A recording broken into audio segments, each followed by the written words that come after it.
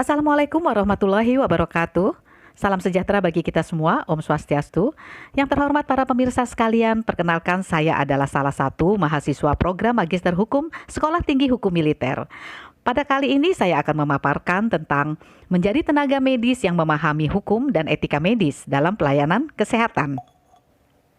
Pelayanan kesehatan merupakan hak setiap orang yang dijamin dalam Undang-Undang Dasar Negara Republik Indonesia 1945 untuk melakukan upaya meningkatkan derajat kesehatan dan yang memiliki fungsi sebagai tempat penyembuhan penyakit dan pemulihan kesehatan adalah rumah sakit dan tenaga medis. Dari pernyataan tersebut, artinya fungsi pelayanan kesehatan merupakan tanggung jawab pemerintah dalam meningkatkan taraf kesejahteraan masyarakat. Selanjutnya, mari kita membahas tentang etika. Menurut K. Berten, etika berasal dari bahasa Yunani kuno, ethos bentuk tunggalnya atau taeta bentuk jamak. Salah satu arti ethos adalah kebiasaan atau adat. Arti taeta adalah adat kebiasaan, jadi secara umum etika adalah ilmu tentang apa yang biasa kita lakukan. Sedangkan menurut Kamus Umum Bahasa Indonesia, etika adalah ilmu pengetahuan tentang asas-asas akhlak. Dan menurut Franz Magnis, ilmu yang mencari orientasi. Dengan demikian, etika dapat membantu manusia bertanggung jawab atas kehidupannya. Bila kita rumuskan, maka etika merupakan satu sistem nilai atau norma moral yang menjadi pegangan seseorang dalam mengatur tingkah lakunya. 2. Kumpulan asas akhlak atau kode etik. Dan 3. Ilmu tentang apa yang baik dan yang buruk. Sering juga disebut filsafat moral untuk mengatur tingkah laku. Apa saja jenis-jenis etika? Etika terbagi atas etika deskriptif dan etika normatif. Etika deskriptif adalah fakta secara apa adanya, nilai dan perilaku manusia sebagai suatu budaya. Etika normatif adalah etika yang menetapkan perilaku yang ideal dan seharusnya dimiliki oleh manusia. Etika dapat didefinisikan sebagai cabang filsafat, ilmu pengetahuan deskriptif, dan ilmu pengetahuan yang bersifat normatif dan evaluatif. Selanjutnya, apa persamaan dan perbedaan etika dan etiket? Persamaannya, etika dan etiket menyangkut perilaku manusia dan mengatur perilaku manusia secara normatif. Perbedaannya, etiket berhubungan dengan cara perbuatan harus dilakukan, hanya berlaku dalam pergaulan tergantung pada kehadiran orang lain, bersifat relatif dan memandang manusia dari segi lahiriah saja. Sedangkan etika tidak terbatas pada cara dan bagaimana melakukan sebuah perbuatan, berlaku walaupun tidak ada orang lain, bersifat absolut dan menyangkut kondisi batiniah seseorang. Terdapat 8 prinsip etika kesehatan. Pertama adalah otonomi. Menghormati hak pasien untuk memutuskan prosedur medis yang melahirkan konsep informed consent. Kedua, beneficence, mengutamakan tindakan yang bertujuan untuk kebaikan pasien. Ketiga, non-maleficence, menghindari terjadinya kerusakan atau memperburuk keadaan pasien. Above all, do no harm. Keempat, confidentiality, informasi tentang pasien harus dijaga kerahasiaannya. Kelima, fidelity, setia pada komitmen dan menepati janji serta menyimpan rahasia pasien, bahkan sampai pasien meninggal dunia. Keenam, fiduciarity, hubungan etika kepercayaan antara dokter dan pasien. Ketujuh, justice, prinsip moral yang mementingkan keterbukaan dan keadilan.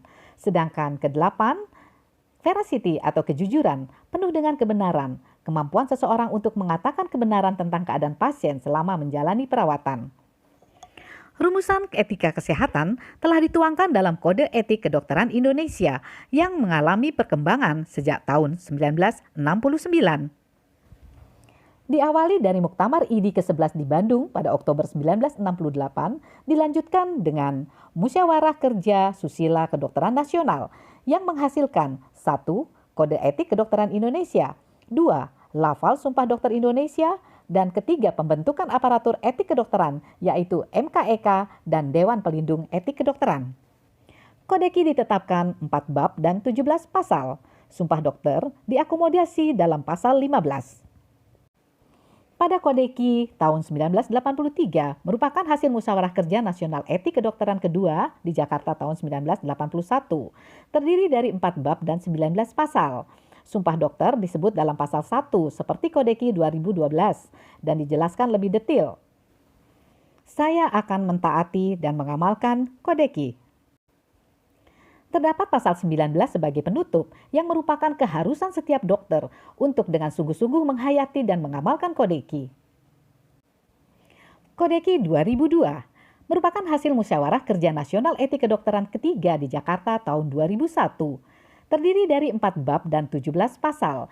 Karena pada pasal 7 terdiri dari 7A, 7B, 7C, dan 7D, jadi sebenarnya jumlahnya ada 20 pasal. Ada penjelasan pasal dan pedoman pelaksanaan Kodeki, dilengkapi juga dengan adendum penjelasan khusus untuk beberapa pasal. Sumpah dokter disebutkan dalam pasal 1, seperti Kodeki 2012. Pada Kodeki 2012 merupakan tindak lanjut Mukernas ID ke-19 di Pekanbaru pada April 2011. Terdiri dari 4 bab dan 21 pasal. Ada penjelasan pasal, ada juga cakupan pasal. Tetapi tidak ada pedoman pelaksanaan Kodeki dan adendum penjelasan khusus untuk beberapa pasal. Sumpah dokter sudah disebut dalam pasal 1 dan dijelaskan lebih detail dalam cakupan pasal dan penjelasan pasal. Bila kita meninjau Undang-Undang Nomor 29 Tahun 2004 tentang praktek kedokteran, pada pasal 50 dan 51 terdapat hak dan kewajiban dokter. Dokter memiliki hak memperoleh perlindungan hukum sepanjang melaksanakan tugas sesuai standar profesi dan standar operasional prosedur. Terdapat kewajiban dokter untuk memberikan pelayanan medis sesuai standar profesi dan standar operasional prosedur serta kebutuhan medis. Melakukan rujukan, memegang rahasia pasien, melakukan pertolongan darurat, dan mengikuti perkembangan ilmu pengetahuan. Selanjutnya, bagaimana pengertian hukum kesehatan? Hukum kesehatan adalah semua peraturan hukum yang berkaitan langsung pada pemberian kesehatan dan penerapannya, baik pada hukum perdata, hukum administrasi, dan hukum pidana. Menyangkut hak dan kewajiban baik dari penerima pelayanan kesehatan, penyelenggara pelayanan kesehatan dan segala aspeknya, serta hak dan kewajiban penegak hukum. Hukum kesehatan terdiri dari banyak disiplin yang mempunyai etik profesi. Seperti dibicarakan oleh pembicara sebelumnya, bahwa hukum, etik, dan disiplin memiliki hubungan yang sangat erat di dalam pelayanan kesehatan, sehingga memiliki implikasi hukum yang juga dapat saling berkaitan, di mana satu sama lain dapat berada bersama-sama. Pada dasarnya, etika dan hukum memiliki tujuan yang sama, yaitu untuk mengatur tata tertib dan ketentraman kehidupan di masyarakat. Sedangkan perbedaannya, etika berlaku untuk lingkungan profesi, disusun berdasarkan kesepakatan anggota profesi, tidak seluruhnya ditulis, dan sanksinya berupa tuntunan, serta tidak selalu disertai bukti fisik. Sedangkan hukum berlaku umum, disusun oleh badan pemerintahan, selalu tertulis sanksi berupa tuntutan, dan diselesaikan melalui bukti fisik. Bagaimana penanganannya bila terjadi dugaan pelanggaran etika kedokteran murni? Dokter akan disidang oleh MKEK-ID atau PDGI. Tujuannya untuk mempertahankan akuntabilitas, profesionalisme, dan keluhuran profesi. Pada awalnya, MKEK adalah satu-satunya majelis profesi yang menyidangkan kasus dugaan pelanggaran etik dan atau disiplin profesi. Selanjutnya dibentuk MKDKI atau Majelis Kehormatan Disiplin Kedokteran Indonesia.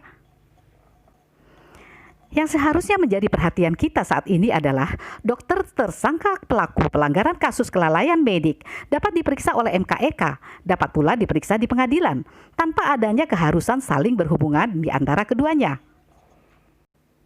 Di samping itu, seseorang yang telah diputus melanggar etik oleh MKEK belum tentu dinyatakan bersalah oleh pengadilan, demikian pula sebaliknya. Persidangan di MKEK bersifat inkuisitorial khas profesi, yaitu majelis tanpa adanya penuntut. Lalu bagaimana dengan etika penelitian? Berdasarkan peraturan pemerintah nomor 39 tahun 1995, penelitian dan pengembangan kesehatan harus memegang prinsip etika, menghargai hak pasien, beneficence dan non-maleficence, serta justice. Peneliti harus membaktikan diri pada pencarian kebenaran ilmiah, diperkenankan oleh hukum, bertanggung jawab, bernurani, jujur dan berkeadilan, serta membuka diri terhadap tanggapan, kritik, dan saran. Berdasarkan hal yang telah diuraikan, maka dituangkan di dalam Kodeki 2012, terdapat 21 kewajiban dokter, 13 kewajiban umum, 4 kewajiban terhadap pasien, 2 kewajiban terhadap teman sejawat, dan 2 kewajiban terhadap diri sendiri. Dari kewajiban dokter tersebut, semuanya memiliki implikasi hukum. Mengapa tenaga medis perlu memahami hukum dan etika medis dalam pelayanan kesehatan? Saat ini masih terdapat penghambat dalam penanggulangan malpraktek, yaitu belum adanya undang-undang yang mengatur tentang malpraktek secara mendalam, sehingga kurangnya pemahaman mengenai batasan-batasan perbuatan malpraktek bagi aparat penegak hukum. Hal ini mengakibatkan sulitnya mengusut kejahatan-kejahatan yang diindikasikan ke dalam malpraktek. Di samping itu, penolakan otopsi dari keluarga korban juga menghambat penyidikan kasus yang diduga malpraktek. Contoh kasus dugaan malpraktek pada tahun 2010 di RSUP Kandau Malalayang dapat menjadi jawaban mengapa tenaga medis perlu memahami hukum dan etika medis. Almarhumah Siska Makate meninggal dunia saat bersalin akibat terjadinya pembesaran bilik kanan jantung, diduga karena pengaruh infus dan obat yang diberikan. Sebenarnya almarhumah Siska Makate sudah menyadari dari awal bahwa dua pilihannya, kembali sembuh atau akan menjadi bertambah buruk. Sekalipun masih dalam posisi dugaan, jaksa penuntut umum menuntut ketiga terdakwa dengan hukuman 10 bulan penjara. Hal ini didasarkan pada sanksi pidana berdasarkan KUHP pasal 359 yang menyebutkan bahwa barang siapa karena kealpaannya menyebabkan matinya orang lain diancam dengan pidana penjara paling lama 5 tahun atau kurungan paling lama 1 tahun. Perlu diketahui bahwa pelanggaran dalam pelayanan kesehatan berimplikasi pada sanksi pidana, sanksi berdata, berdasarkan pasal 1365, 1366, dan 1370 KUH Perdata dan juga sanksi administrasi berdasarkan Undang-Undang Republik Indonesia Nomor 29 Tahun 2004, Pasal 66 dan Pasal 69. Untuk dapat bekerja sesuai dengan koridor hukum, maka tenaga medis, dokter, dan dokter gigi perlu memahami kode eki yang meliputi kewajiban dokter secara umum terhadap pasien, terhadap diri sendiri, dan teman sejawat. Tenaga medis perlu memahami bahwa setiap kegiatan pelayanan kesehatan mengandung muatan hukum.